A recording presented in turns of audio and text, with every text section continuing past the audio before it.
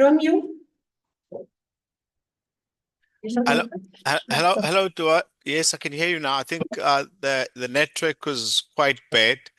I couldn't hear you at the beginning, but I can hear you now.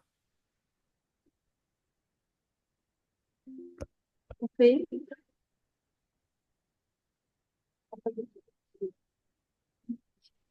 Okay, can we start, Romeo? Yes, thank you very much. Thank you, colleagues. Greetings. As the program director said, my name is Romeo Muvhulawa Matumba, and I'm the marketing and communication librarian at the Durban University of Technology in South Africa. Also a member of the IFLA M&M, Management and Marketing Standing Committee, LIASA board member. LIASA is the Library and Information Association of South Africa, which is a professional, accredited professional LIS qualification, LIS profession in South Africa. Also a member of the marketing working group for the Committee of Higher Learning Education Institutions in South Africa, CHELSA. I'm delighted to be here. Greetings to colleagues in Egypt, also colleagues who are joining us from other institutions and countries. I see we have colleagues from the LIASA office. Thank you for joining us. Colleagues from UKZN, Durban University of Technology, who are also with us online. And greetings to colleagues who are in Egypt. I have a very short presentation, and let's maybe also apologize to those who were here earlier when we started the presentation while the others were not here. Hence, we are repeating the presentation. So my presentation, just somebody will note once you are able to see my screen, I will just quickly, let me see if I can share my screen quickly.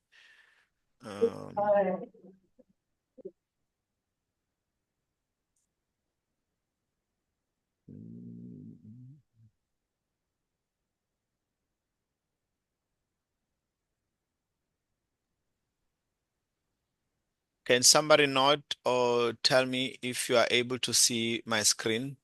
Yes, we can see it. Thank you. Not yet. Not yet. Are we able to see it now? You should see a DUT logo. Yes, we can see it. Thank you. Thank you. Yes. Perfect. I will try. I noticed that we have network issues, so I will try and speak a bit slow and also be slow in how I move my slides to allow those who are having network connectivity issues not to miss out. And maybe just a reminder to others to mute, as I can hear, other colleagues who are speaking at in the background. Thank you very much. I am delighted to be here. This is good as we share, our experiences, as we share, our insights in terms of, where we work, our experiences at our workplaces. So I'm indeed delighted to be part of this session. So a brief intro in terms of the portfolio. As a marketing and communication librarian at the Durban University of Technology. The Durban University of Technology is a fairly new institutions compared to all the other traditional institutions that we have in South Africa. It's an institution that was started as a merger between two technicons, which was the ML Sultan Technicon and the Natal Technicon, and then became the Durban University of Technology. I'm giving you this background so that, and I'll share with you how it's linked to my current portfolio. Currently, as the marketing and communication librarian, I've worked in libraries before, not in this capacity. I've worked in libraries for over 20 years, in both private and public universities. Obviously, the experience that allowed me to garner experience or collect experience in terms of marketing libraries in different ways, in different strategies. And this portfolio at the Durban University of technology is fairly a new. I'm actually the first one to take over this portfolio. It's a new portfolio at DUT, as we didn't have it before. Um, and before I get to that, also in South Africa as well, many institutions are still only now considering employing. They're only starting now to employ librarians to deliver marketing and communication portfolios in South Africa in general.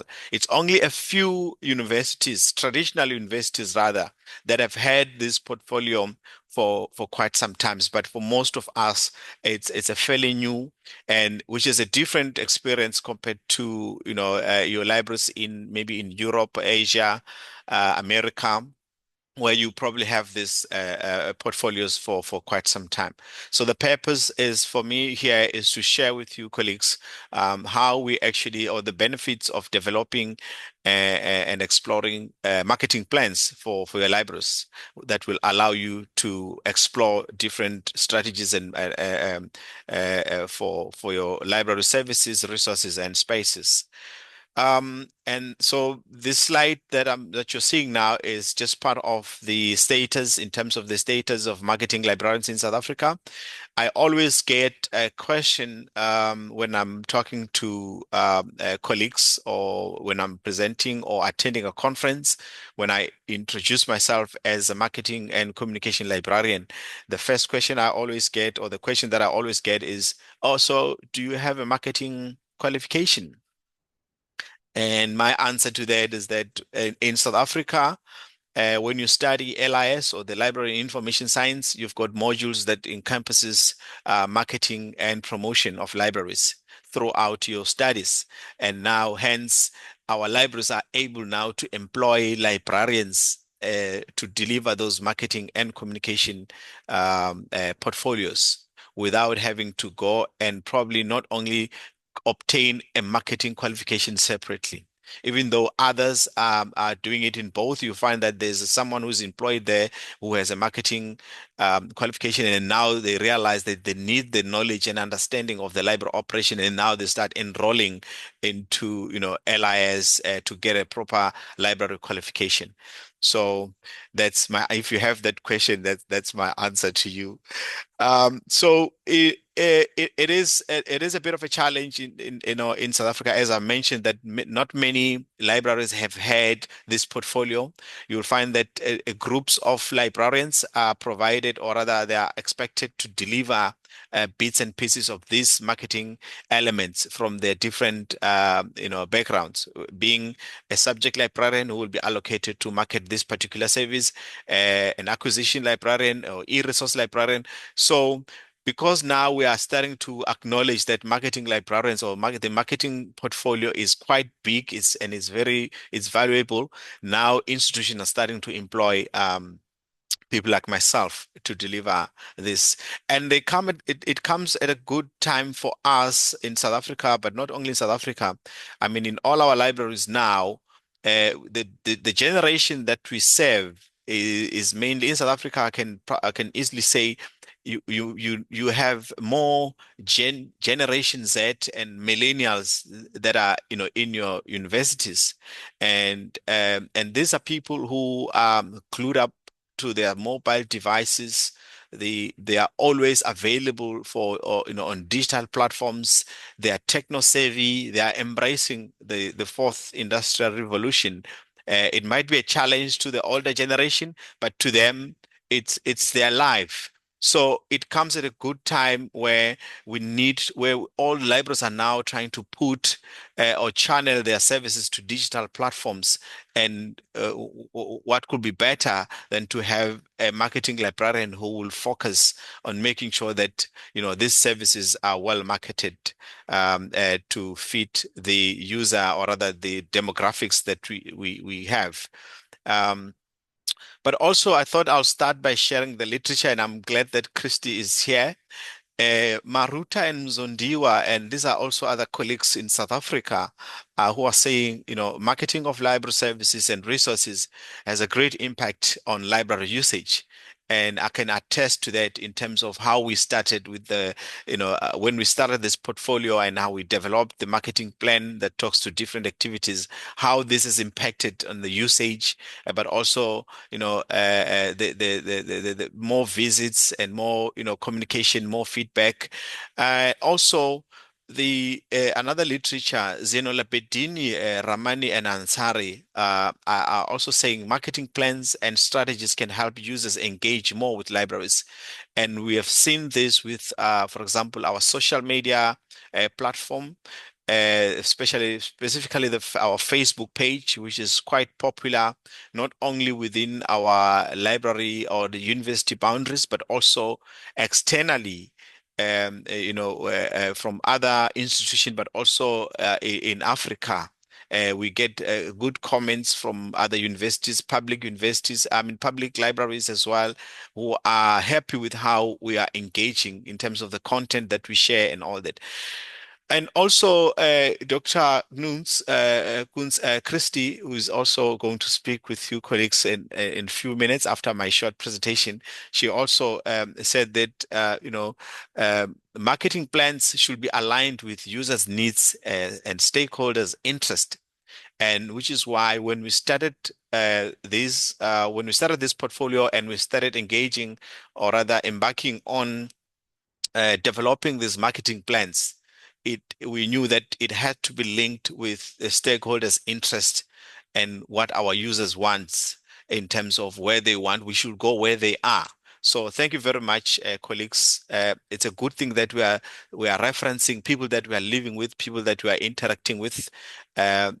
Previously, when you reference, you know that you don't even know anyone who's an author. It's people that you will sometimes think this is maybe fiction, and it's a good thing that we are living in a world where it's easy. IFLA is connecting us to one another in that sense. So the marketing plans at DUT, this marketing plan document has actually assisted us to meet a lot of our goals and the objectives of our, that we have set for our libraries in terms of the promotion of services, projects, and programs. It has allowed us to also put together evaluation and assessments and adjustments where we look at each and every project and see as to what has worked for us, what is not working, or what could be introduced maybe in the future, or what could be avoided, as such. It has also assisted us in, increasing the awareness and engagement. As I mentioned before, our social media pages becoming much popular.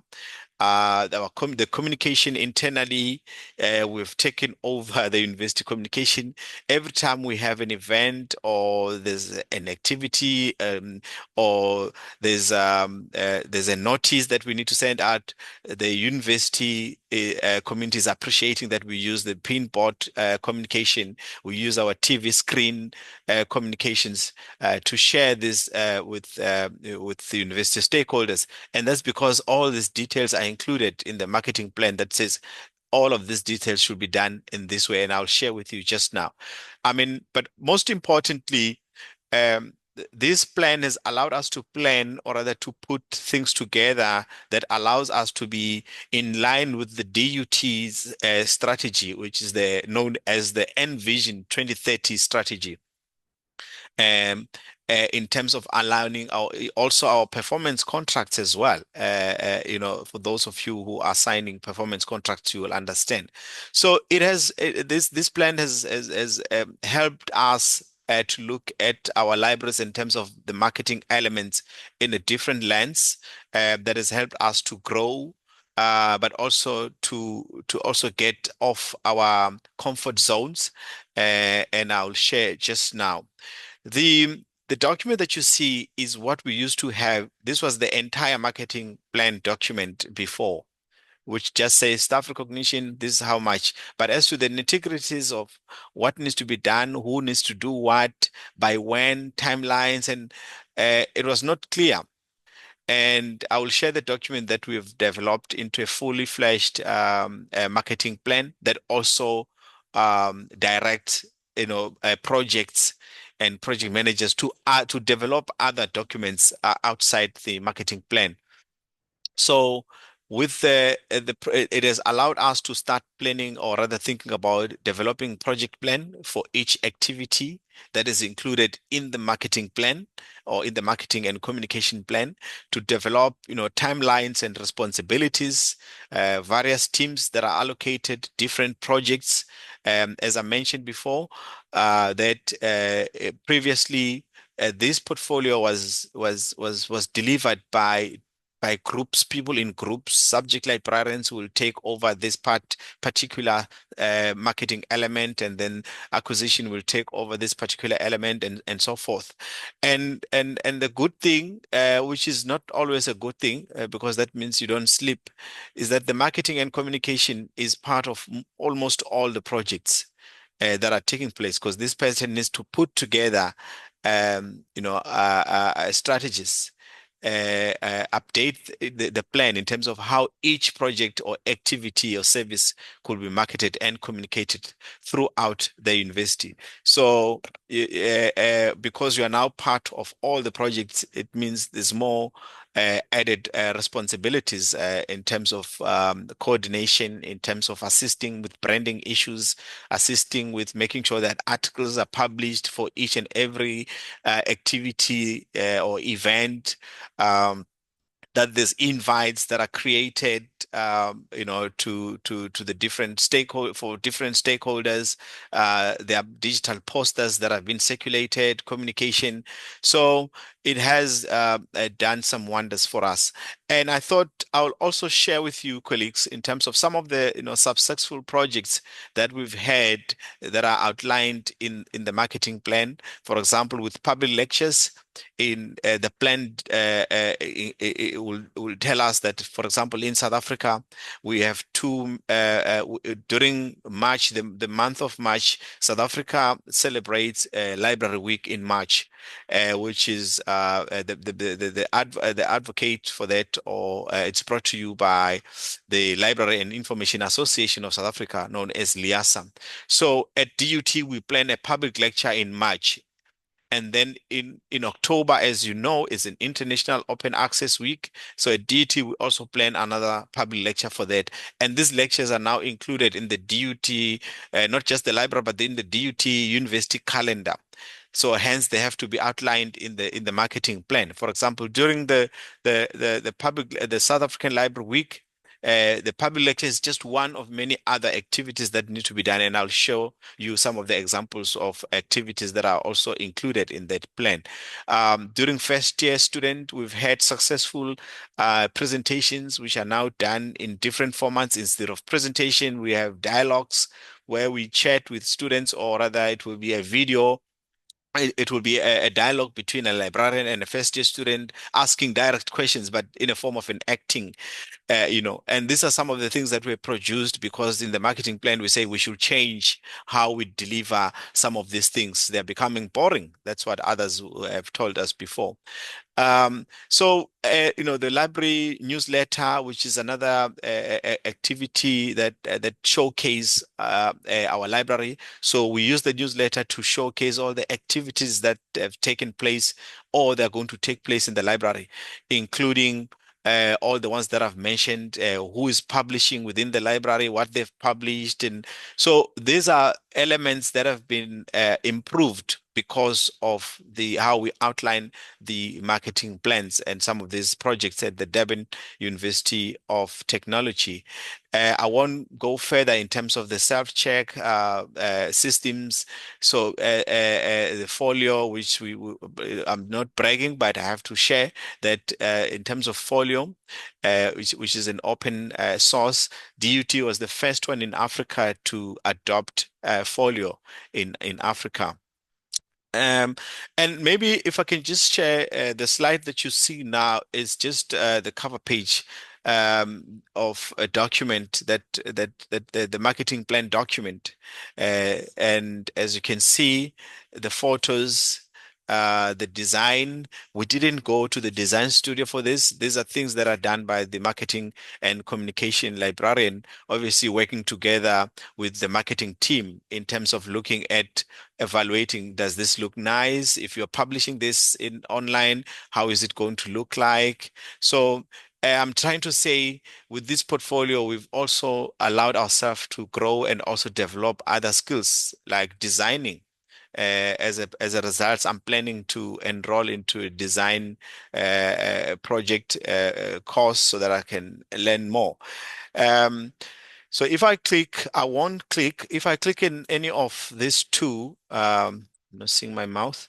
It will take you to probably the old version, but I have with me here with the just a document, the library marketing plan document that I was talking about.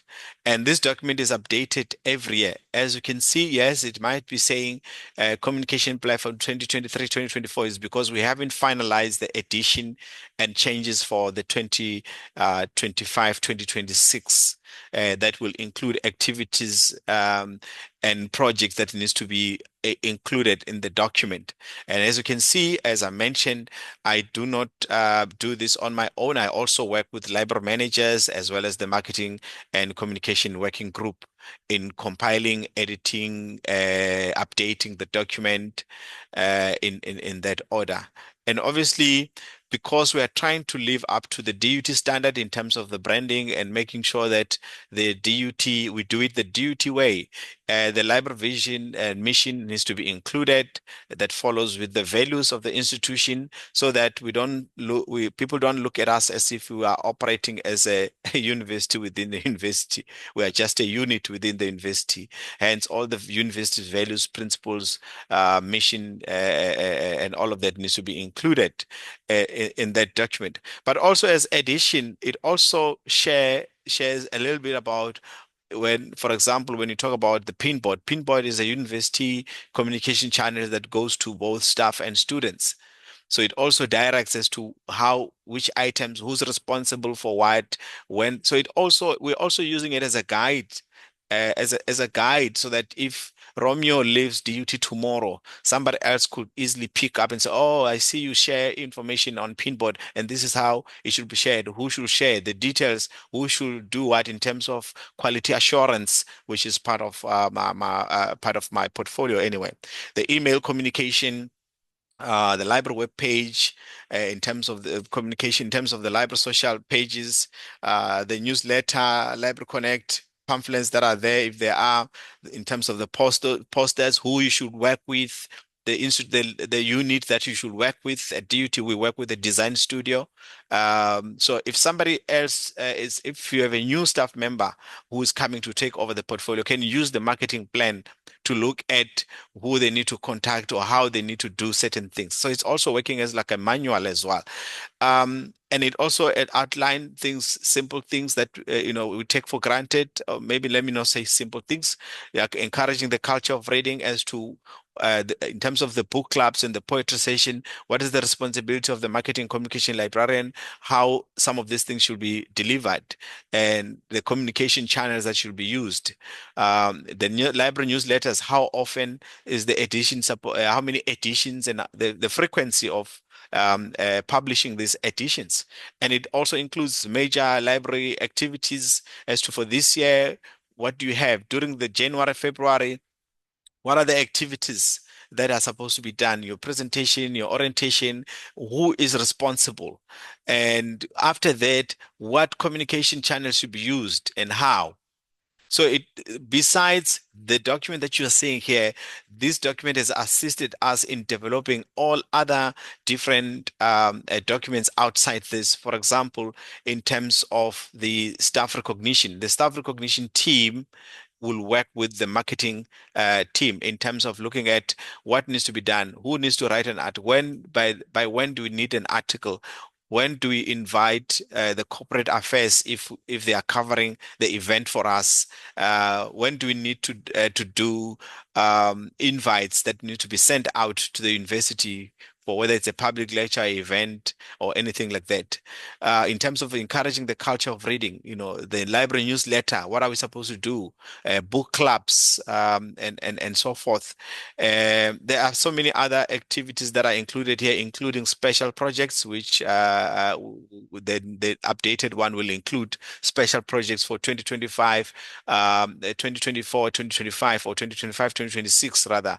This will also include long-term activities such as your how-to videos. So it also assists us to go through the how-to videos that we have either on our YouTube or on our Facebook in terms of updating content that needs to be updated.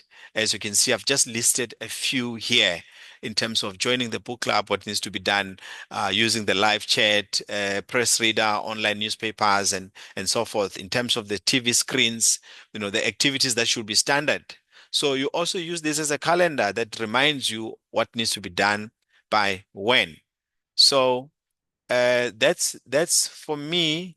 That's all I can say. Let me just go back to the presentation, and that will be the end of my this short presentation that I had prepared for you.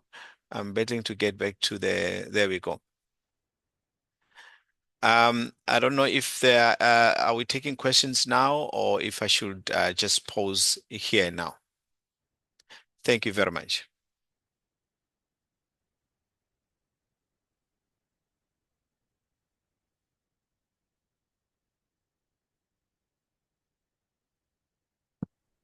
Hi, Romeo. This is Hiba Ismail, and I'm the Library's Technical Manager at Egypt Society for Culture and Development, and also I'm a member of the IFLA CBDWL and the Vice President of the Arab Federation for Rights and Information. Thank you so much for your presentation.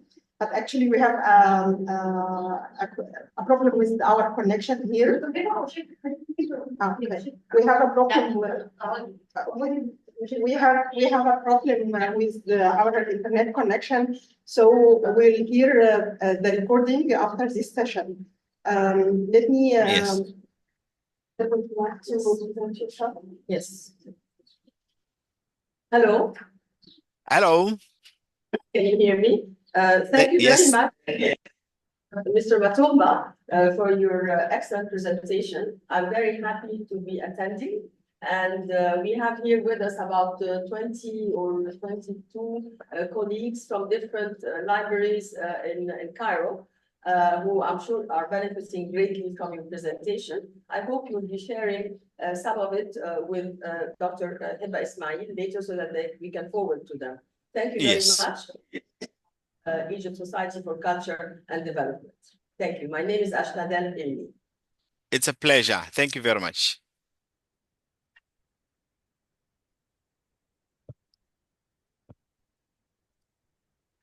If I heard you correctly, I think you were asking if we'll be sharing the document. Yes, definitely. I will share the full document, and I think because now we have a good relation, at a later stage, once we have our new updated document, we can also share that with you so that you can see how the new one looks like. But I will definitely share this one and probably the presentation as well with colleagues that will do that. Thank you very much. Thank you.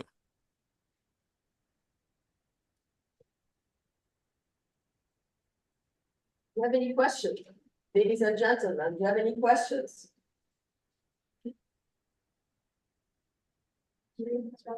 No.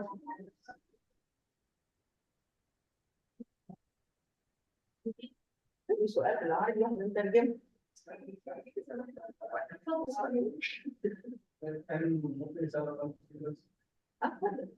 we go and give us three bullet points about marketing for the library service in school?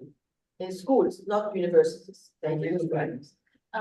Can you please give us three bullet points? Yes, 3 bullet points about marketing in school libraries. So I'm battling to hear the question. Are we able to even maybe type it on the chat I only got the last part where you mentioned school libraries, something like that.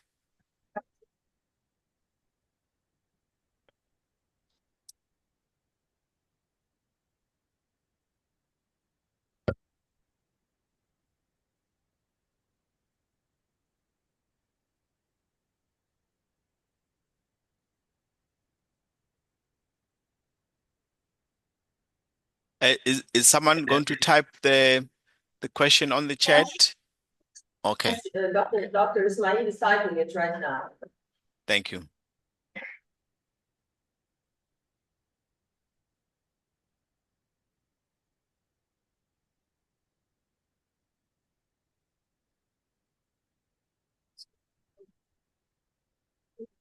School.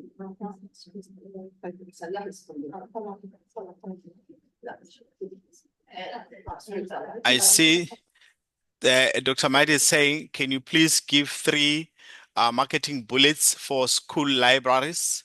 I take it that you are talking about maybe as recommendations on how school libraries could be marketed. Yes, yes, correct. If that's the case, first I'll say you need to understand the type of a school library. Is that a public or a private school library? The way you will deliver your marketing libraries for public libraries where there's no funds, there's not much support, it will be different from when you are going to a private school library where there's so much funding and support from management. So obviously that will determine the tools that you want to use, the technology that you want to use, because you want to make sure that the way you promote or way you market your library to your kids, to your students or learners, they are able to access such formats.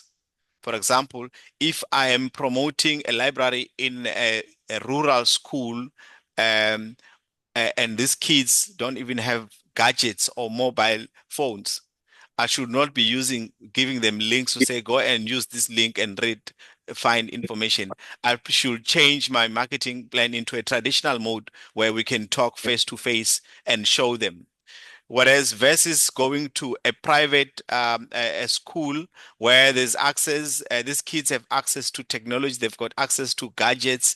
It's easier now to use current marketing tools and technologies like links where you can share funny clips for them to watch. Just imagine sharing a good, nice clip showcasing the library to someone who doesn't even have data to access that video, and your video is going to take 500 megabytes. So it's all about putting the strategy that talks to your users. So for schools, first, the budget will come into effect, but also the innovation in terms of the school teachers, working with school teachers. If you are in a school library, don't do it alone as a librarian. Involve the school teachers, the HODs, some of them have head of departments. Involve them in making sure that they first understand the role of the library, or how their learners should be using the library, so that it's easier for your teachers and your HODs to send kids to the library. For example, working with teachers in terms of developing manuals that will share, that will talk to whichever module or class that they're learning, have the teacher referring the kids to come to the library to complete an assignment in the library. Work with that teacher to have your name written in the manual to say, for this module or for this assignment, you can't complete it unless you go to the library and see Mr. Romeo or Mr. Ahmed, and they will assist you with answering or rather reading some of these books related to this assignment. So working together with teachers can assist in marketing your libraries easy without spending so much time and energy. But the last thing is create your own list of when a car is selling fast, they say it's selling like hotcakes. Have a list of your hotcake services that you're saying, definitely our school kids will want to hear about this. where you work with your principal, whether there's a prayer time, before prayer time, you know, you need to get into the spaces where you request for maybe your school principal to allow you that 5 minutes to talk about the importance of using the library and how, if you want to pass, there's an assignment that you know, there's a module that you know. If you want to be great in terms of increasing your reading, your vocabulary, you know, allow you know, use those the time when they, in South Africa we call them assembly. You know, you are in a school and there's an assembly. Request if they are giving you those time. So use every space that you can get to promote the library, to make the kids get interested, you know, in your libraries. There's more that I can share with you, but I'm happy to also share in maybe in writing as well some of the examples of things that worked for me when I was working in a college, because I used to work in a private college. Hence, I'm sharing with you that there's a difference between providing service to learners in a disadvantaged area versus learners in a much more advantaged and technological advanced area. I hope that answers your question.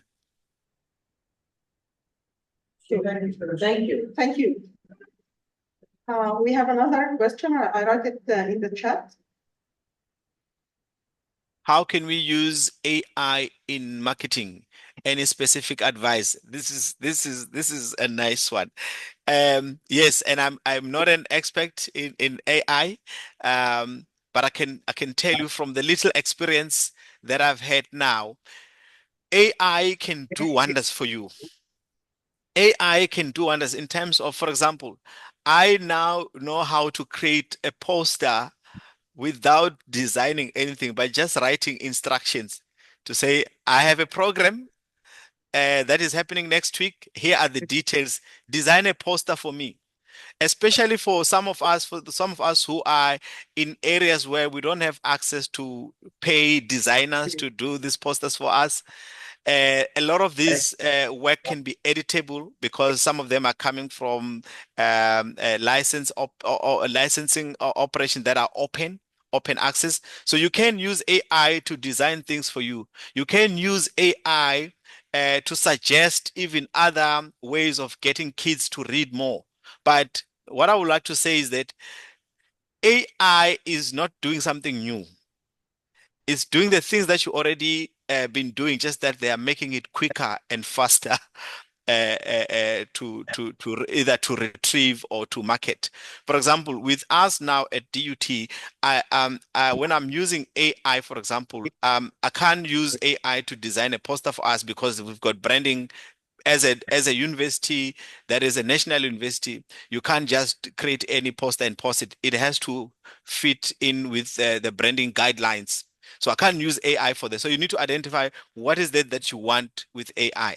But if you are in a school library, for example, where you want something creative, something that the kids will love, use AI to get them to come, and then you can even show them how to use AI to get certain things, but not obviously not necessarily research. Obviously not research material. You still need to use your traditional models in terms of your databases and so forth. I see there's another one. Thank you, Romeo, for this is message from Zemande. For a truly insightful presentation, I have another engagement to attend, so I must take. Okay, it's not a question. So when it comes to AI, also, as I said, I'm not a guru or a specialist. However, I know a couple of specialists in AI who I'll be happy if you want them to come and do a presentation. I'll be happy to share their details. I'm talking about people who have done and completed even their PhDs specializing in AI, and they can assist further. I'm also still learning a lot about AI. So thank you for posing that question for me. Thank you. We have another question. Yes.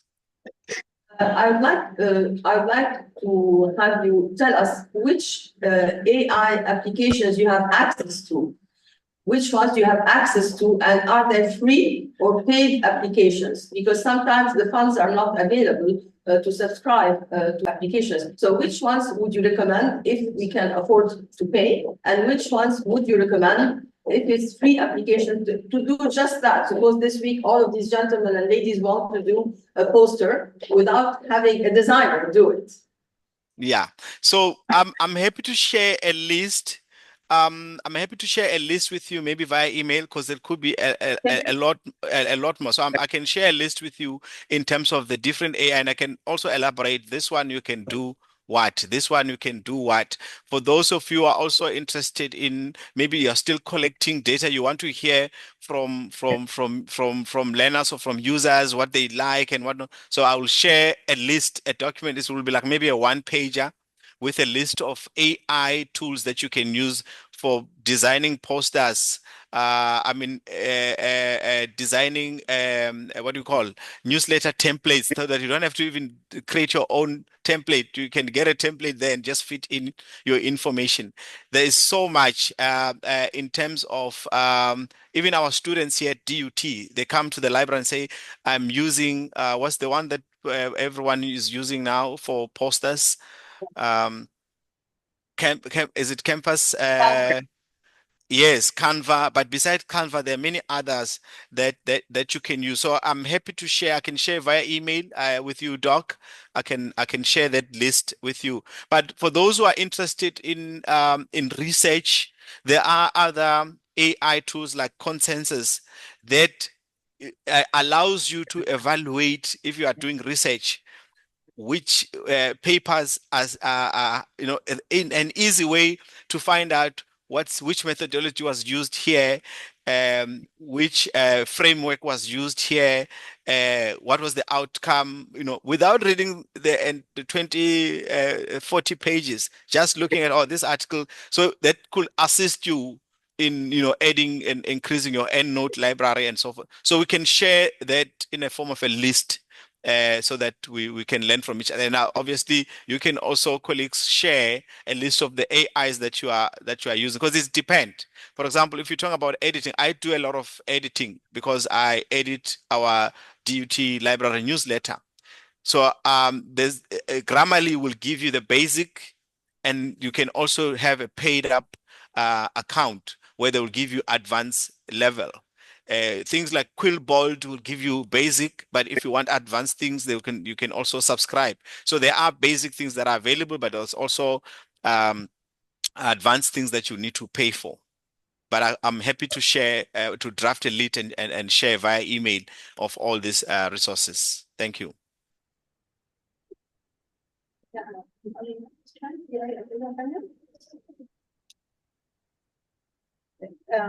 Thank you so much for again for your presentation and for answering all our questions. Christie, okay, and I guess we are ready now for the next speaker, Dr. Christie. Thank you, colleagues. Christie, please. Good morning. And I believe that I will be sharing my slides. Let's see, hold on and see if that's possible.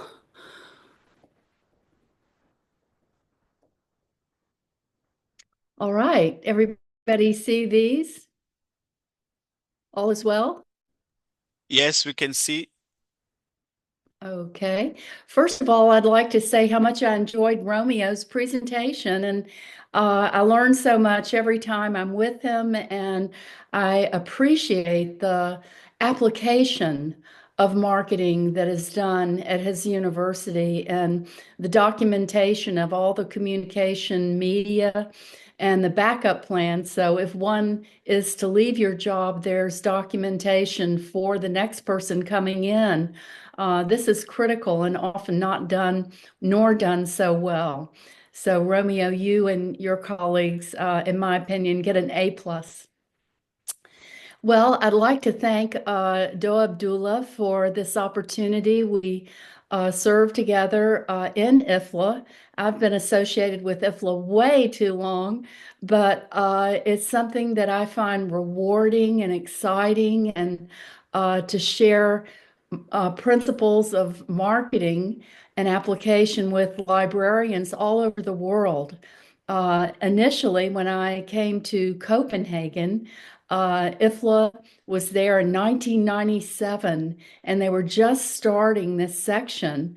And I had no idea that there were other library professors, practicing librarians who were interested in marketing. And so I became part of this new section, which now is not new anymore and continues to thrive on the participation of professionals such as Doa, Romeo, Anya, who's Furtwalter, who's also here from Sweden, shows you the breadth and depth of IFLA's reach and its ability to share the most recent practices. And our section is focused on management and marketing, but there are dozens of other sections. So I encourage you to become a part of IFLA if global activities inspire you, educate you, and you also have something to share. So I'll get right on it. And I sure enjoyed working with Doa on getting the information that we needed for today's presentation for me to really be able to share with you marketing in your own hometown, so to speak. Let's see, I'm going to try to move this.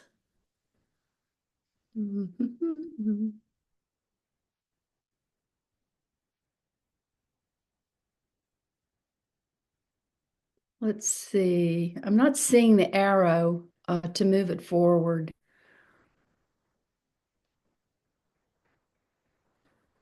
Whoops. Aha, I just found it. It goes down, not to the right or left.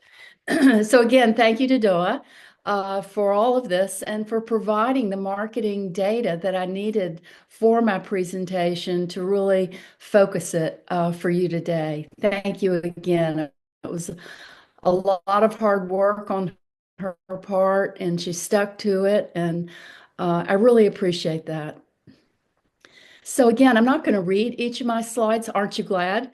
I present these and hope that the recording, yes, will be shared, and also that the text of the slides can be available to anyone who'd like to have them.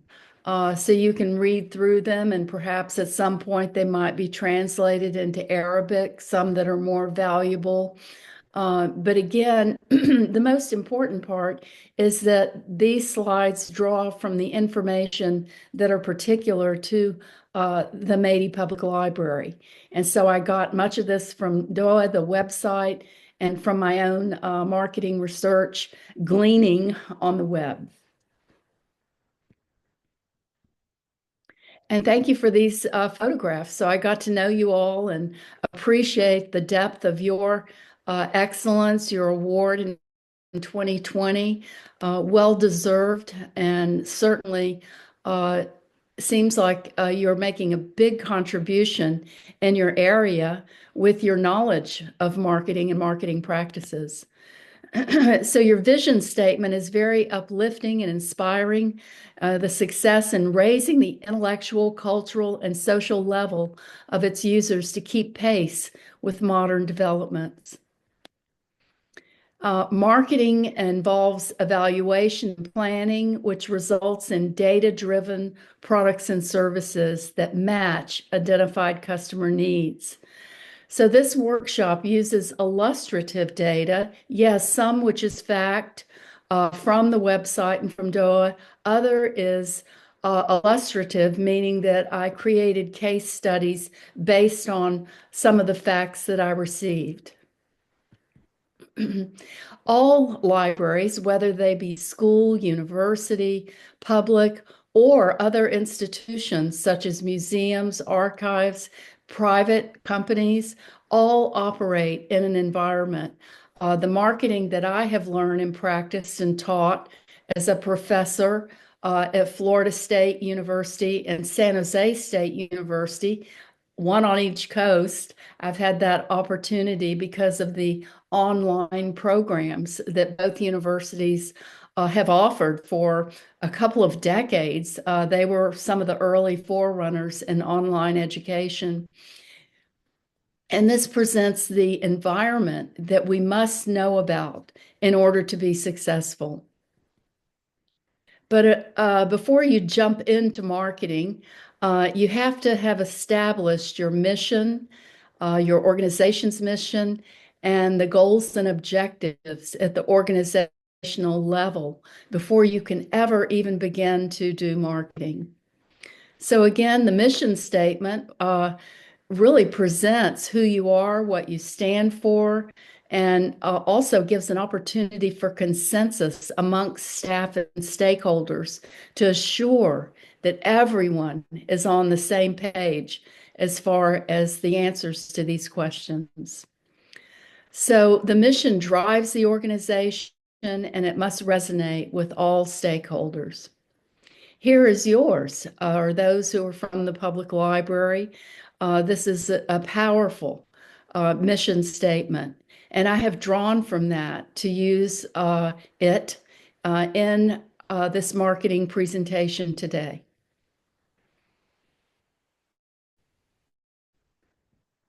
So again, organizational goals are those things that you put together in your strategic planning, which usually only happens every 3 to 5 years. So again, this has to be in place before you can begin any kind of marketing, programming, or planning, which is further down. So remember and this is sometimes confused, goals are broad and lofty. Objectives are the stair steps you use to accomplish that goal. So for purposes of our presentation today, here's a goal: support and contribute to educational and cultural fields by providing the opportunity for all members of society to benefit from library services. And an objective is to increase the number of library users by 30% in 25-26. Now note, the objective has to include percentages and due dates. That tightens it. That lets the organization know if the goal is being accomplished. The organization sets its own objectives. These don't fall out of the sky. So goal number 2, I have created from the mission statement and from the research data to support and enhance opportunities for vocational education programs for Maadi's youth. And an objective would be to increase vocational programs for youth by 25%. Now, I linger on this slide because this is going to be the critical foundation for the marketing example that I have created that I'll share shortly. So here's a marketing model, and I must give credit to Dr. Persis Rockwood, who is a famous marketing professor in the United States, who I had an opportunity to work with and learn from. It was truly like the olden days of academe, when students sat in offices with professors and learned from them. It's changed, and I'm very fortunate that I was part of the olden days as I sat in her office. She has died in the last few years, but I carry on what she taught me all over the world. And in my textbook, which Romeo referenced, it's now in its 3rd edition, and I always dedicate it to her. But with her, we developed a 4-step marketing model. If I was in the business school, let's say, it could have been 6 steps, but this is 4 steps. So remember, true marketing is identifying the needs and wants of actual and potential customers within the mission and resources of the organization. So here are 4 steps that we'll go quickly through today. And many like to skip steps 1 and 2 because it's a lot more fun to make up the product or the offer. So step 1 is to do your research, which I did with Doa's help about the Maadi Public Library and about the markets that you serve. And it's continuous. It's not a just one-shot deal. It goes on over and over again, gleaning and collecting data from the external environment and the internal. Environmental scanning data is primary, and that's potentially expensive. So you want to use the data you have on hand first. I'm not going to read this, aren't you glad? But this is the examples from this. These are the categories that you want to be collecting the data throughout the year, throughout the days and months. When you get something critical, put it into that folder. In days of old, the folders were paper and in a file cabinet. Now they're digital, and data is much easier to collect and glean. So again, we don't often think that our libraries have competition, but of course they do, very much so. The internet, popular mobile apps, even a video game, social media. Competition is regarding other entities who compete for the same funds. So for example, in the United States, public libraries, believe it or not, get all their money, 98, 99% of their money from local government. And that means the city and county coffers. So we're competing against the sheriff, the police, other entities, schools that take money from public resources. The library has to have excellent data to show why they need certain funds. So you're always competing. This is a wonderful example. This is using Egypt as a whole. So I hope that this will be helpful as a starting point. Doa supplied local data for me, but you do want to create a bigger scan, global, Egypt, and then your own community.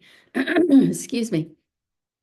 Education. And then here, because I have chosen vocational education, which I know this library is involved in because I looked it up and saw a map and the whole bit. And I've chosen to gather some research about that in Egypt and to make the case more clear why I would choose to focus on that this year for my marketing activities. So again, going further in my scan as an outsider, I look into Egyptian library trends. Yeah, okay, so I probably know some that are in the United States, and I could document those. Romeo can document South African, Anya can document Swedish. That's our job, that's our responsibility. And so in Egypt, you look at the library trends that affect maybe the continent of Africa, maybe the region, and for sure the country, to see what might impact your local library. There was quite a bit. I have very high on Egypt and South Africa and Sweden. By the way, I've researched all three in my career about the enormous amount of work that goes on for all kinds of libraries in those countries. And they are leaders. So we are fortunate to have representation in our meeting today. So again, I always remind people, wait, don't just start feeling burdened or like you have to go get some more money to get data. Look at the data you have, which is amazing amount, the internal records. In fact, most staff often think, what am I collecting all this data for? Where does it go? What is it needed for? Well, it's needed for budget resources, for getting to know your markets, for prioritizing new customer markets, and for possibly realizing that actual markets are not being well served. So look at this list. you think, wow, I have a lot of that on hand. Old grant proposals, those can be a gold mine of data. Think how hard you worked on those. Maybe you didn't get the grant, but you have a lot of data. So again, this is powerful.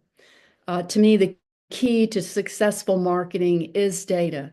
It's data-driven. So look around you, hold on to the data as if it were gold, because it is. So again, I was supplied with some of this and I refined it.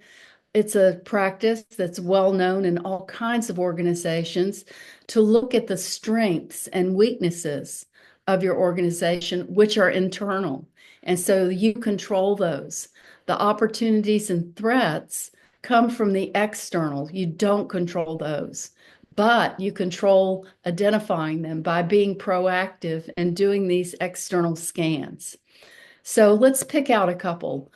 Strengths, curiosity and desire for new technology, strong community support. Weaknesses, limited funds. Join the club, right? Especially in the United States right now, our politics has not been favorable to libraries at the national level. But we are fortunate because most of our public libraries are funded locally. So in this one instance, we are fortunate. So opportunities, again, that local government supports public access, great. That means go after meeting those officials, court them, introduce them to the library if they've been recently elected. And then threats to libraries worldwide are that budgets are always shrinking and staff levels declining. And so again, this is a threat to future funding. We have to constantly fight for our funding and be prepared to show the impact that our library has. So second step, after you've done a lot of work in research and getting data about not only the customers that walk through the door, but the customers that are out in the community that haven't walked through the door, whether it's virtual or the real door. And again, you're gathering people together through similarities. So a segment is a group of users who share similar wants and needs.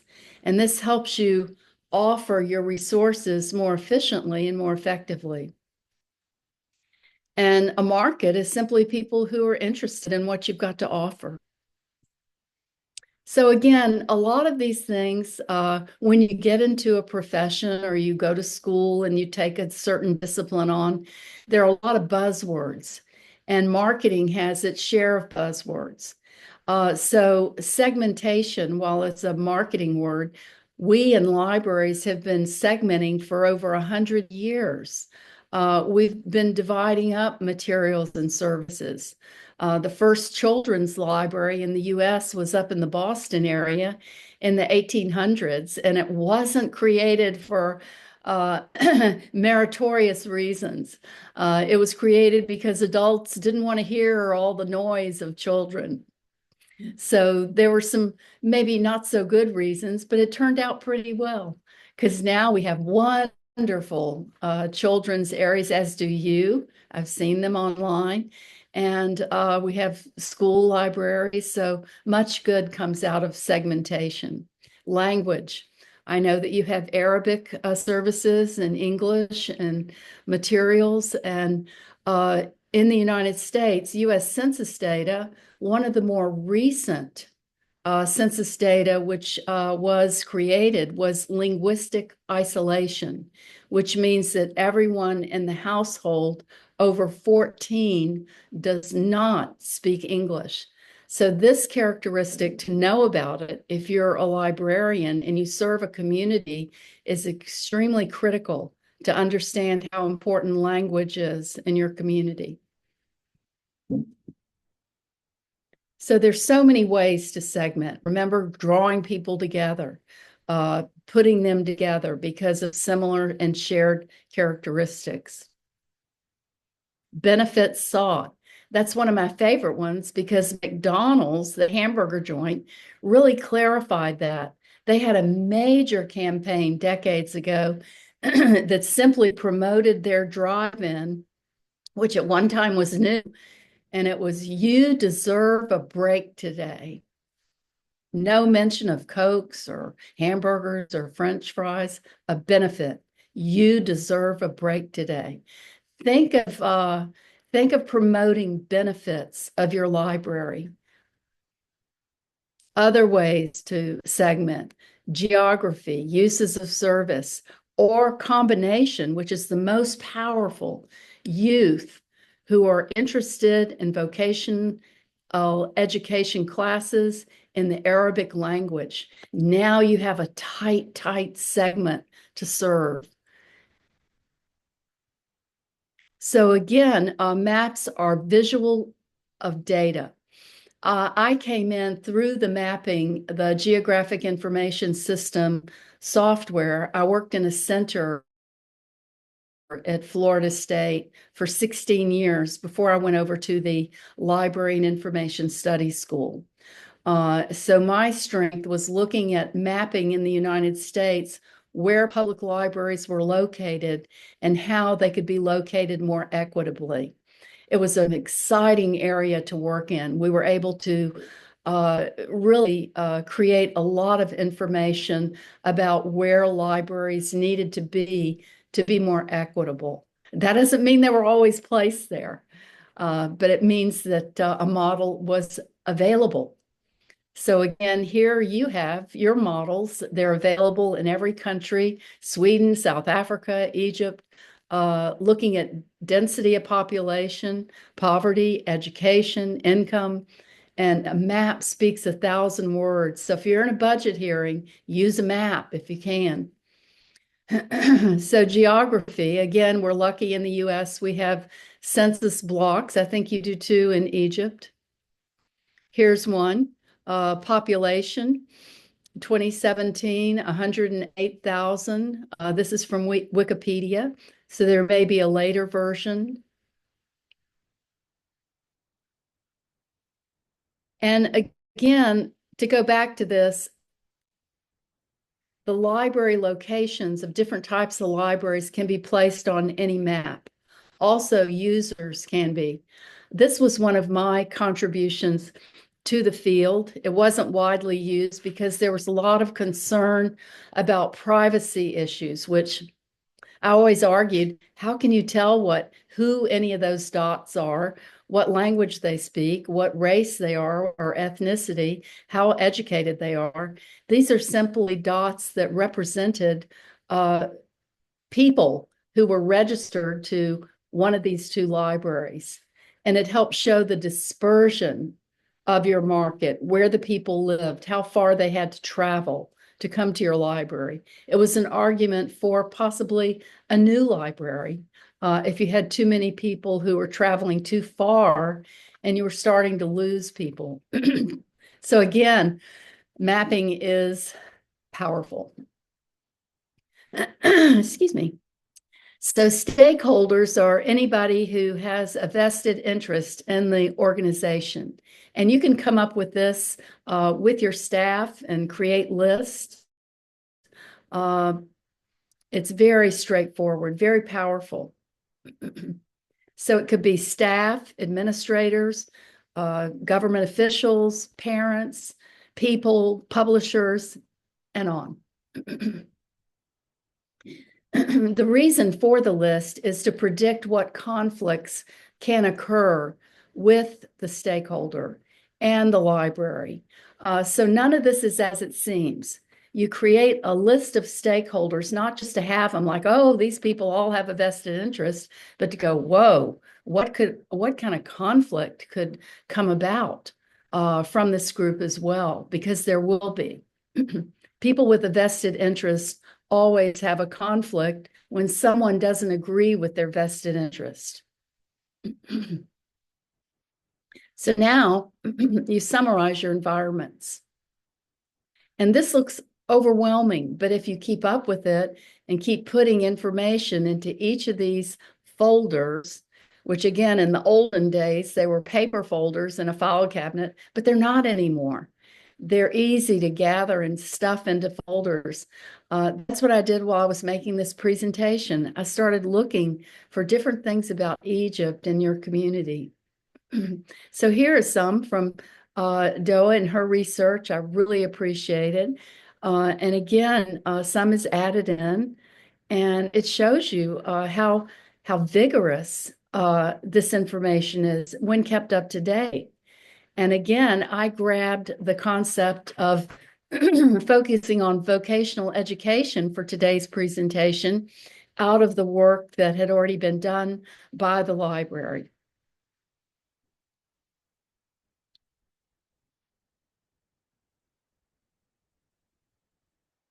So now, in Romeo's presentation, he had a very accurate plan that his library had come up with, which is, in fact, is the action plan of marketing.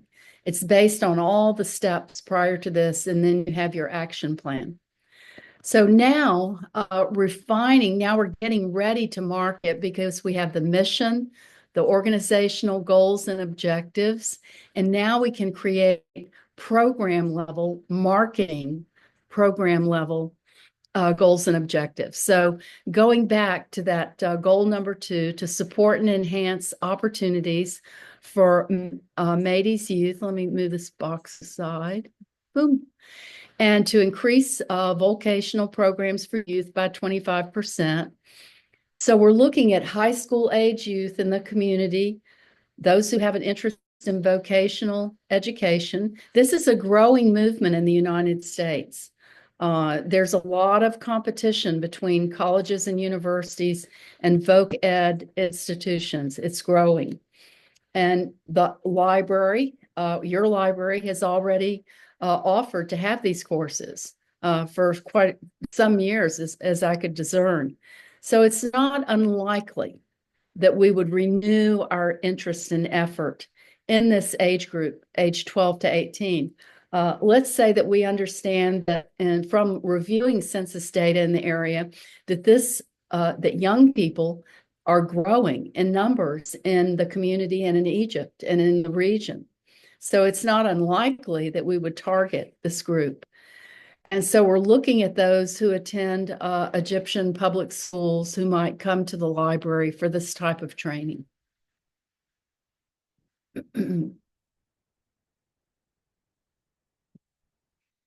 So step 3, we're ready to develop the marketing mix and the strategy. This is actually a friend of mine. He did this in Kenya. He created the camel mobile. He and his colleagues recognized that school children in rural areas were not receiving books. And so they got 6 villages to donate a camel, an international group to donate the books. And they brought tents and books to children in 6 rural areas.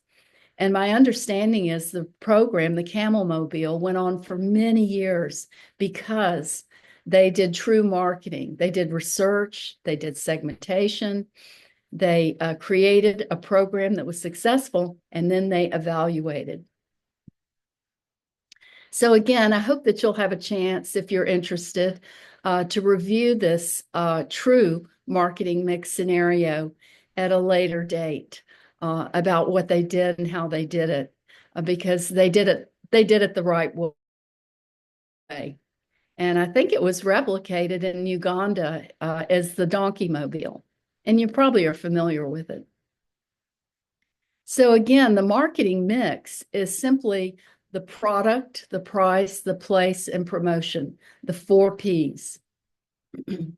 We're lucky in libraries because we have so many products. We don't just have one.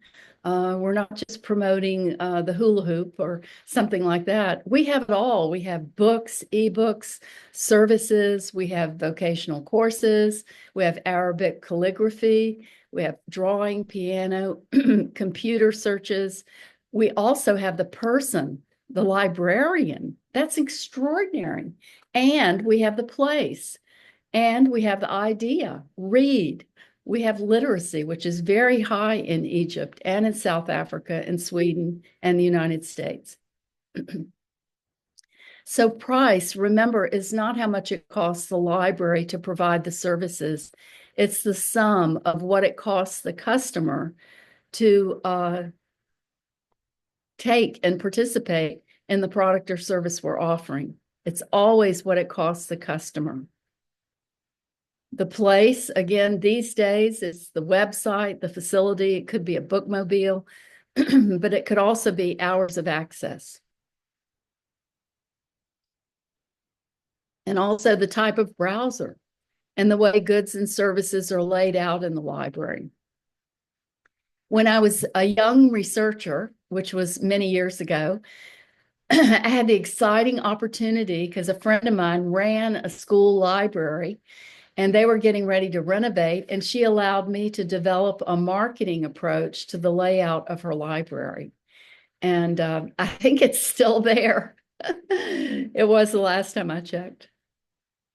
So promotion is way, way down the food chain of marketing. This is why marketing gets a bad rap, because people think, oh, it's that call during dinner. Oh, it's that banner on the website. Oh, it's those ads on Facebook. But it's way, way down the food chain of marketing. It's the way that you communicate with targeted customers, with targeted media. Like Romeo was saying, if you want to reach teenagers, you're not going to put out a newspaper ad. You're definitely going to go to their social media sites or posters in their schools or their clubs. So again, the tools and media, advertising can be paid, it can be free, it can be your library's newsletter, which I have featured, publicity, which is free, which you try to get some press and media coverage through some events and invite some of those stakeholders to come. Direct marketing, word of mouth, which remains the most powerful. Wow, I went to the library. Look what happened to me. And it was fantastic. And I suggest you go. I took a vocational education course there, and I took another one, and I got a job. Powerful. So again, you choose the tools according to the group that you're trying to reach. You don't go with the media that they don't read or consume or listen to. This was a great study that was done by an Egyptian using advertising strategies to increase the awareness for the Egyptian Knowledge Bank. And again, what he came up with was social media rules. If you want to reach young people, better go with social media. So again, social media is a tool. And just because you create pages for your library doesn't mean anybody's going to go there. You have to push out information. It has to be targeted. It has to be appealing, and it has to be up to date. There's nothing worse than going to a website or a page that's out of date. So these are some trends, and just to share with you and for your review later, if you're interested, that most of these are just about promotion, but one that I found that was true marketing is definitely reaching beyond traditional markets. And this was the one on the end, who happens to be the sponsor for the IFLA Marketing Award that our section sponsors. And we have a partnership with Press Reader to supply the funding for our award. And it's very prestigious. And I hope that you are aware of the award. I hope you'll take a look at it and see if it's something that maybe your library might want to apply for. But this particular report includes true marketing because it identifies trends for 2025 and beyond to reach beyond traditional markets, create partnerships, teach media literacy to displaced persons. This was a very, very impressive and true marketing report. And I'm so glad that we and IFLA and our section have a partnership with the Press Reader team. And again, these are promotion. Making sure you're mobile and have a lot of content and that it's personal is powerful. it has to be targeted to the right group. So the strategy is putting the product, price, place, and promotion together in an effective way. The mix is only identification of those four, but the strategy is employing it, that camel mobile that went to the rural village to reach the children who didn't have any books, who didn't know how to read. That's the strategy. So I took that, and again, going back to what I chose for this presentation, and thank you for allowing me to, and for inviting me today. It was so interesting. I learned so much. I always learn so much each time I'm invited to do a presentation. It adds to my teaching. I teach marketing again at both universities, and in the fall, I'll be teaching at Florida State, and I'll be using the 3rd edition of my new textbook, which, by the way, I'll only get $2 US for when it's sold. So it's not this big money maker for me. In fact, the university wouldn't let me use it if it were such. So anyway, back to this. So vocational education for Maadi youth. And again, I took the mission from the library, and I took the vision statement to uphold it, which I thought was well defined. And then I chose the goal number 2 that I created for this presentation based on reality, to support and enhance opportunities for vocational education programs for Maadi's youth. And then the objective was to increase the programs, the body of work, by 25%. But now at the marketing level, I'm going to create a program. Now, remember, the cool thing about marketing programs and goals and objectives, if they have a beginning and an end. They are within that strategic planning period, and you can get rid of them or tweak them if they're not successful. That's the key to evaluation. Everybody thinks, oh, I don't want to do evaluation. It's so hard. I have to come up with criteria, data, I have to come up with a method. No, it's your key to success, because you can get rid of failing programs and you can embrace successful ones.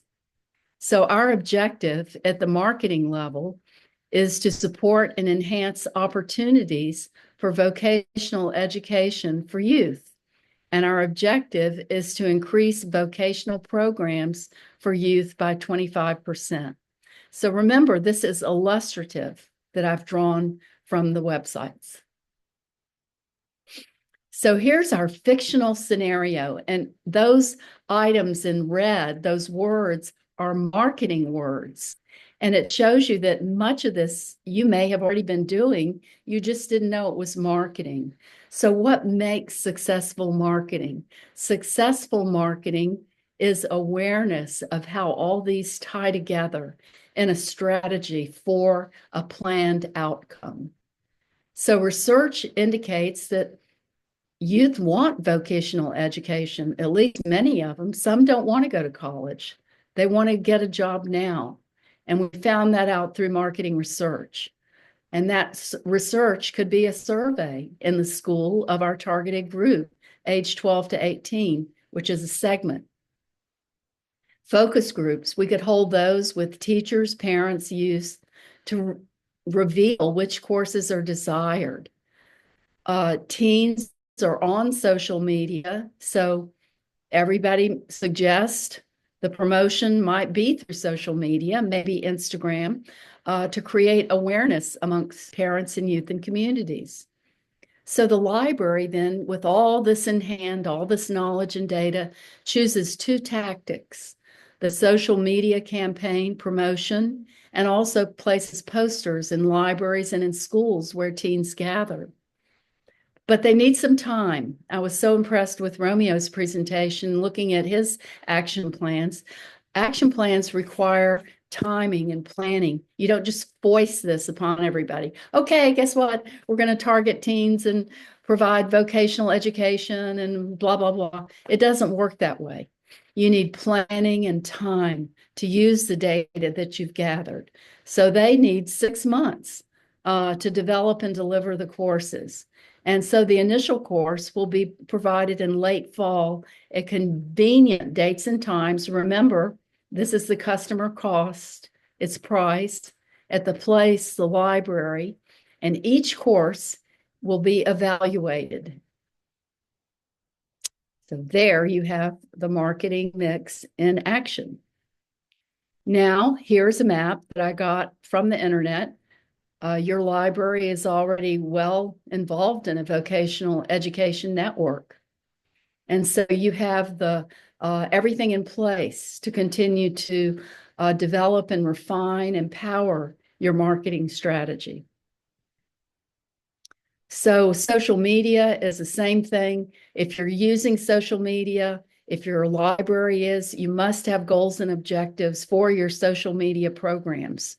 This helps you, if nothing else, go back to the pages, see if they're being viewed, keep track of it, and get rid of stuff that people aren't interested in, because it makes your library look behind the times or dull, or that you're not aware of what your users want and need. And again, it's so much easier these days to evaluate social media than it was in the early days.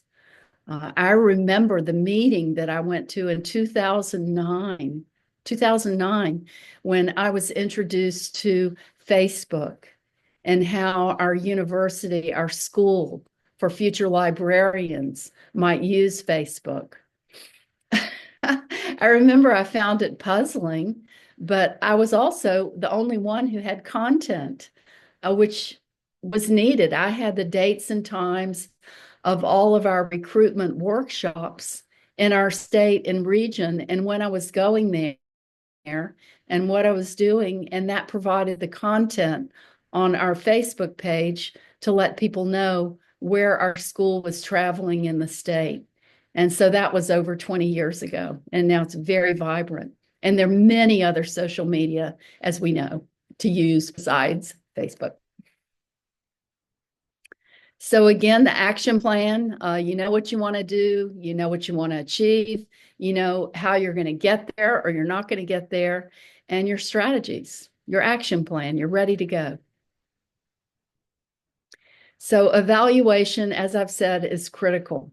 What I encourage students or colleagues to do when they're facing this, and it's usually with, I don't know why, but it's gotten a bad reputation, is to remember what you're doing and why and where you want to go, and to be realistic. And also it provides you the weaponry to face budget crunches. You've evaluated it. You know it's successful. This is how many people you're reaching. So start with this. If it's hard for you, and it's got to be because it's hard for me and everybody else, brainstorm the criteria, the number of eligible people identified.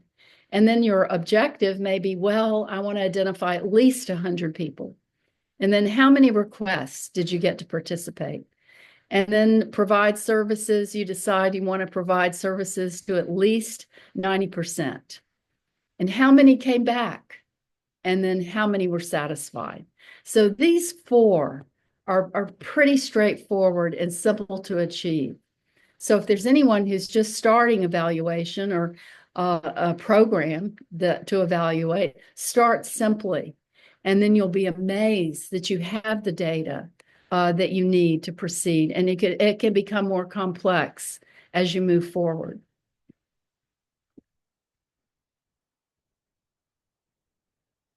So that was the marketing model. And here's my information, if there are any questions. We do have, and this is the 3rd edition of my book. Remember now, if you buy it, I'll get $2 American. That's not much anywhere anymore. But I'm fortunate because it gives me wonderful new material to share with my students and colleagues. So again, these are the exercises that I have appended to my presentation.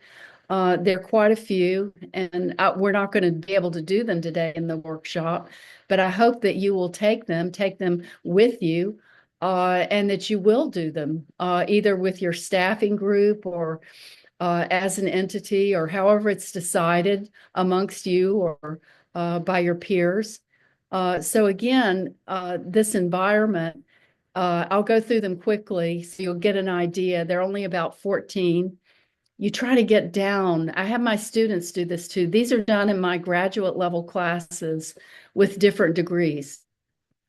You break apart your own mission statement so you understand it, see if it's any good. If you don't have one, which everybody seems to now since the 80s, write one, create some goals and objectives. And again, describe,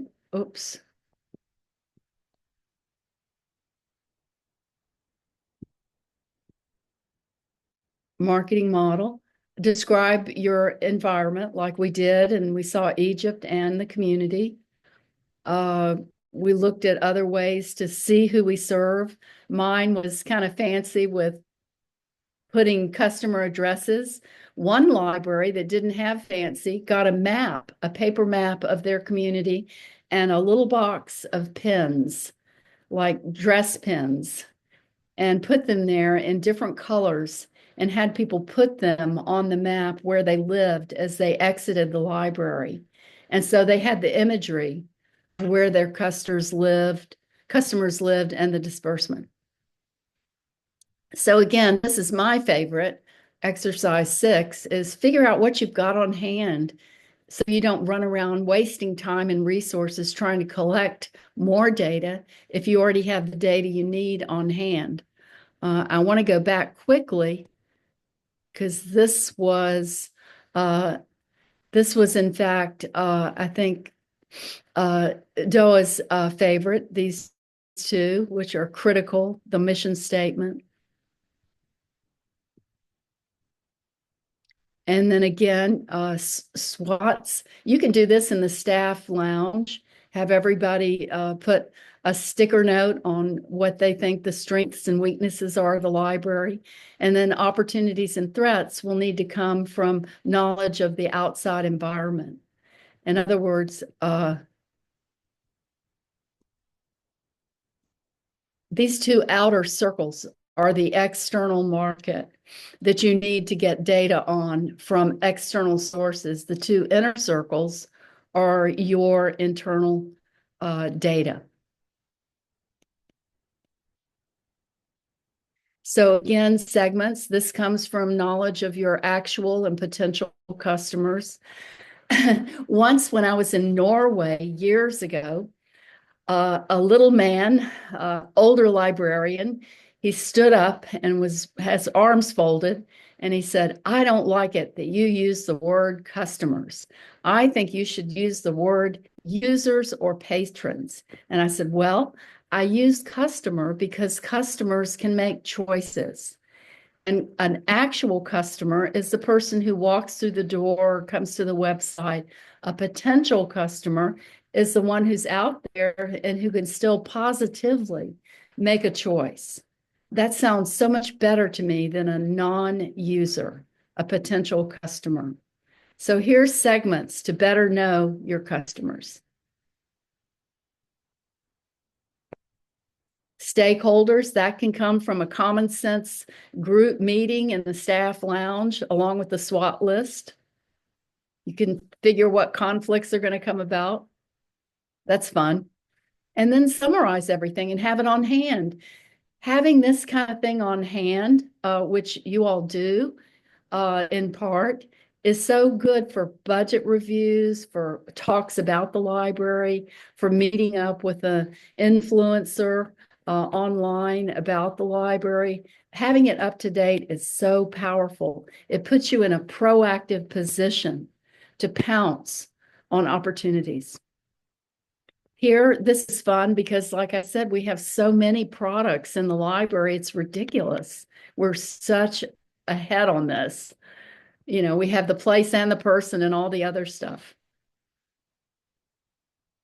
And then again, creating this action plan, people, dates, and times, and evaluating. You can't go wrong. can get rid of something that's a flop and embrace something that's successful.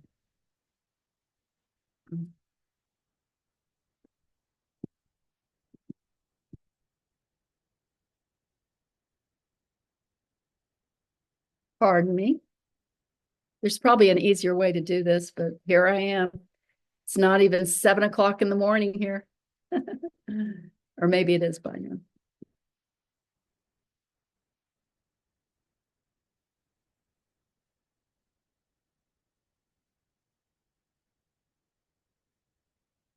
So we went through many steps to get to the end, and I hope that you see that it's actually common sense. Marketing is. If it was chemistry, I wouldn't be sitting here this morning and sharing anything with you. That wasn't my strength, but I was fortunate to have really wonderful training in marketing. And I want to thank you all again for inviting me and the provision of the data and the support of your library community and of IFLA and the Management Marketing Section. Thank you so much.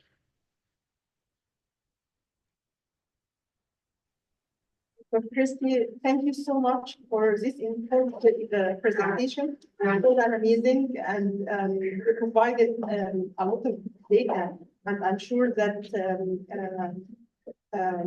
all the attendants here, and especially Maadi Public Library staff, will benefit a lot from this presentation and this data that you provide. So, I know it's very early in USA now, and I'm also sorry for what's happening concerning libraries at USA and what's happening to IMLS. So we are open now to questions.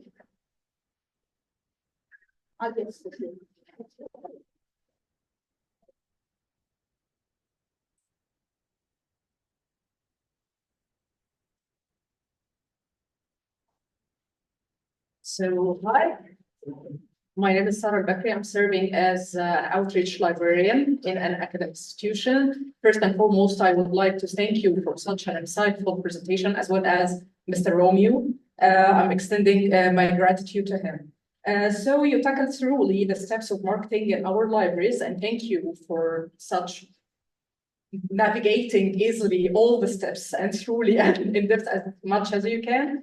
And my question is, one of the researchers who came and visited our library once a day, she asked about our marketing strategy or our marketing framework. And my question is, does it have to be implicit for internal use or external use? Does it have to be published or announced on our website, or just an improvised one? Because actually, to be honest, we have an improvised one. It's not written, it's not publicized. So my question is, do we have, or we are forced to write a framework?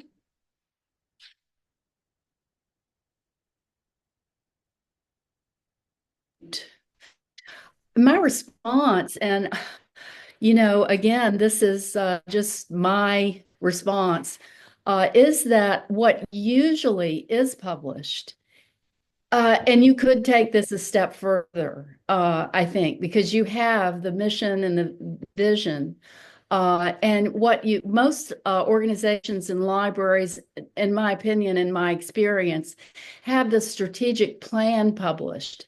And that is the 3 to 5 years of the mission, the vision. Remember, mission statements should not change more than every 5 to 10 years, because think of it, it's like a compass for a ship. You know, you're being guided by it, and if it keeps changing, then actually. So yeah, this is part of, you answered actually the second question, because how regular do we have to revisit our mission or our vision statements? In case of the strategy, how often do we have to revisit it? This was actually my question. Thank you. Yeah. Okay, good. Well, actually, mission statements, again, should not change more than every 5 to 10 years, because it puts the organization in peril. Because, you know, it's like a compass of a ship. And so, of course, if you have to change it, you have to, if the whole organization is changing, but it should be refined and reviewed. And then the strategic goals and objectives, like we looked at in the beginning. Let me just go back to that quickly because they're right up here. They're right at the front. These, again, are changed every 3 to 5 years probably. And those are based on the changing environment. So this is what I would publish on the website and what many libraries do. They publish their strategic plan, which is based on their mission and their vision and what their goals and objectives are. For example, in a university library where I spent some time, I was so fortunate because I was mostly from public library research, and I wanted to learn more about it. And they were tied to the parent organization, the university. So the library's mission and vision and strategic goals and objectives were tied to the parent organization. Now, for a public library, this could be true if it were tied to the local governing body, like in the United States, that would be the county or the city, depending on what the ties are. So again, I don't think it's the norm to publish the marketing goals and objectives, because as I said, those are changing quickly. Those are at the program level. And that's exciting because let's say you go with this that I presented today, which you're largely doing, the vocational education, but let's say you really decided to go at it. And the difference was perhaps that I didn't find on the website, but I don't know, is to identify what types of educational courses are going to be offered. And so those would be based on your marketing research with the focus groups, with the parents and teachers and students, and also a survey of youth. And also, because you're already in the business of providing voc ed, is to see the history of the courses. When did they start? I didn't find that, but I didn't need to find that. I'm a member of the public. I don't need to know that. No offense, but it's so much information. Is to find out the internal sources and keep track of it. And then you know which courses to keep offering and which new courses based on a changing environment, the changing job market in Egypt and in the region that youth need to be prepared for. So that is the type of marketing level data that you're using. But at the public level, you have these, if these in fact were, I know I made some of these up a little bit or tweaked them, but not the first one, is just to have this available on your website and then talk the marketing strategy that you're developing. Thank you so much. Your answers just above and beyond. Thank you. Good. If I can just add, Prof, I think you touched on a very good point, especially when it comes to publishing these types of documents. I think in my presentation, I even indicated that our marketing plan is derived or is coming from the university's strategic plan. So the strategic plan or the university strategy is published, in public space. Yes. But our internal marketing plan doesn't necessarily need to be published. However, it could be produced as a document that is within, maybe internally in your portal or within the teams, so that everybody knows. And then you've got those allocated as to how long you're going to be using that, and so that when you update it, you remove the old one at the year as to this strategies will be utilized, or this including the projects from this period to this period, maybe 2 years, 3 years, and then you update it. So I think I had a similar question in one of my presentation, but this one was now directed to the marketing plan we have as to how often do you publish it, in the public platforms, and that was my answer Exactly. Thank you for Yeah. answering that. Thank you. Yeah, one thing I want to point out too is your marketing plan is really has a budget. And so therefore, when you are fighting for funds or for this program or that program, that's when you get the scrutiny of the marketing plan. Like, how much does it cost to deliver the new vocational education courses? How much is the teacher paid? How often is it presented? Do you have to rent facilities outside the library to reach new markets? But all of this goes back to strengthening it by whether you have a parent organization like the university or you have to present and compete at the public library level, your strategic goals and objectives, those plans that you developed are based on these. And it's very strengthened by any kind of tie-in you have to the funder, to put it bluntly. You know, Proposal. And it's exciting to have your resources this well developed. You can see it's common sense, but it's also tried and true. Is that you I always remind students, myself and my colleagues, these numbers don't drop out of the sky. We develop them and we stick by them, or we tweak them when we find out that they need to be changed. And a marketing plan that is shared is really part of your budget presentation because it's at the program level. And you're able to really get the funds you need to carry out these goals and objectives at the marketing level through your programming. Marketing is just programming. This that I'm showing you on the screen right now, this doesn't have any programs in it yet. That's why we have to go down the food chain into the marketing level to create from the product's price, place, and promotion our strategy. And then we can implement these through our action plans. Thank you so much, Dr. Christie. Any other questions?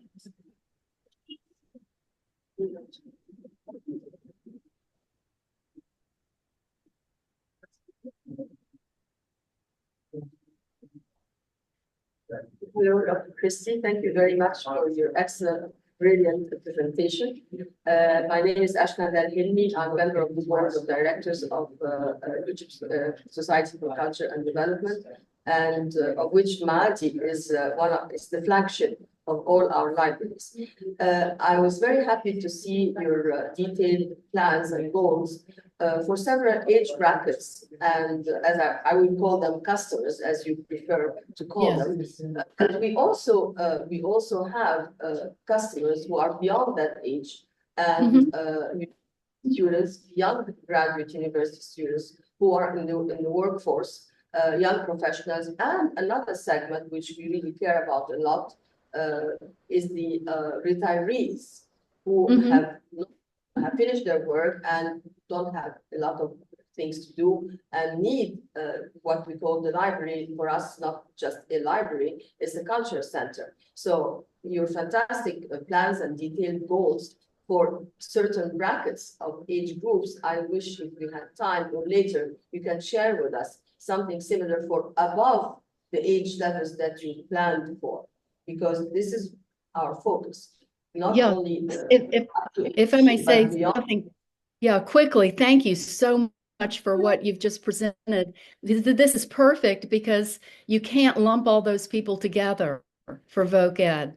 Obviously, you've got university students, the retirees, and the youth. These three particular groups, and the young professionals, they all have to be reached through different promotional media, and they each may wish different types of courses.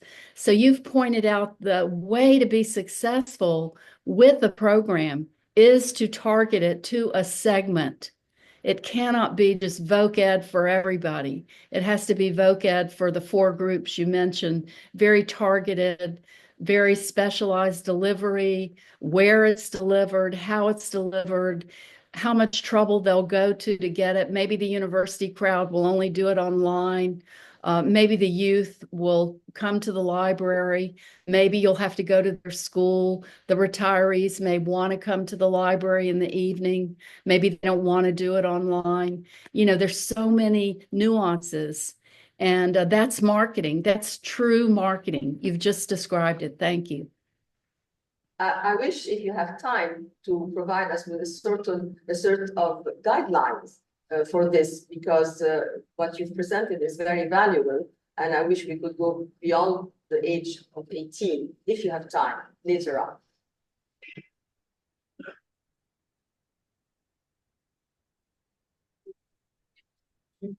Thank you. Did you hear me?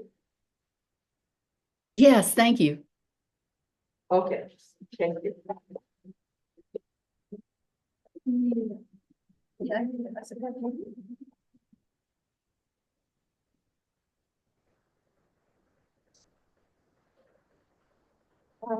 Dr. Christie, thank you so much once again.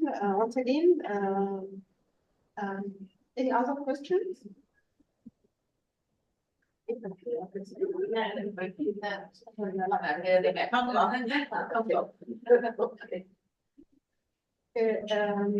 would like to thank you so much to extend my appreciation to IFLA Management and Marketing Section, and also the Egyptian Library Association and the Egypt Society for Culture and Development for organizing such an amazing workshop. And also, I would like to extend my appreciation to Dua for helping set all things up. And also for our distinguished speaker, Dr. Romeo and Dr. Christie. It was an amazing workshop and also an informative workshop. Thank you so much, and thank you for IFLA Management Marketing Section and all the efforts exerted concerning level up the skills of librarians across the group. Thank you so much. Please extend our invitation to, we would like to welcome you in Egypt anytime you come. For sure. We'd be very happy to welcome you to Egypt and, of course, to the Maadi Public Library and other libraries. It's a pleasure. Yes, very much so. I was in Egypt in 2019 and I was wondrous. I was on my way to IFLA conference in Greece, and I was awestruck. Thank you. Thank you.